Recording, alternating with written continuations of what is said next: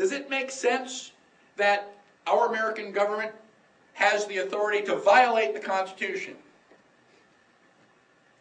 No, that's a contradiction in terms. How do we define what our government is? We define it by the Constitution. Article 1 tells you everything there is to know about Congress. Article 2 tells you everything there is to know about the President and Vice President. Article 3 tells you everything there is to know about the Supreme Court. Articles 1, 2, and 3 create and define the legislative, executive, and judicial branches respectively. Do they have the authority to just add power? Can Supreme Court judges say, well, we're going to do this now?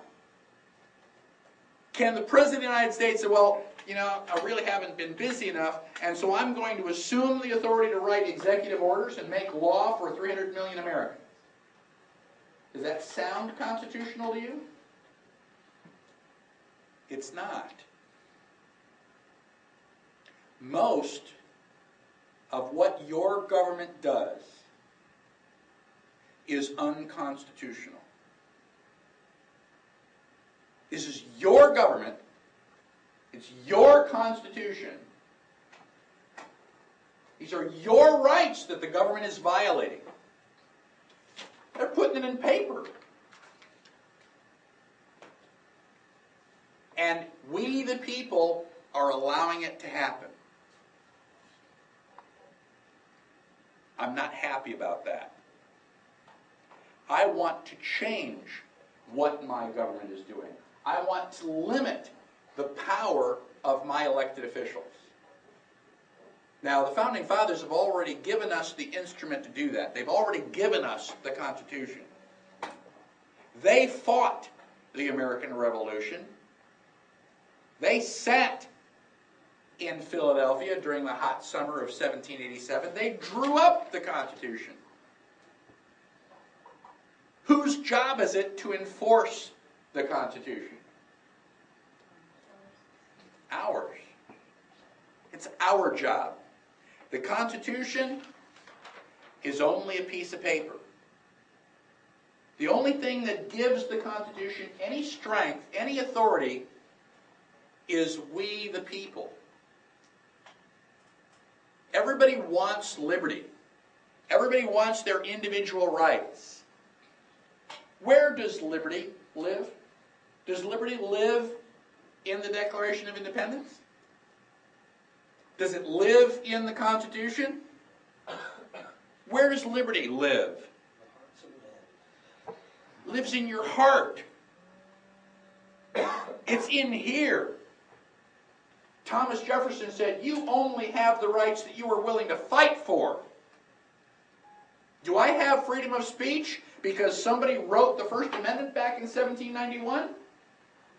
No. I have freedom of speech because the government's not big enough to shut me up.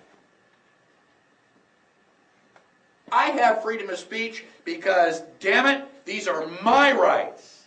Nobody gives me my rights. Nobody tells me what I can or cannot say. Nobody tells me where I can or cannot say it.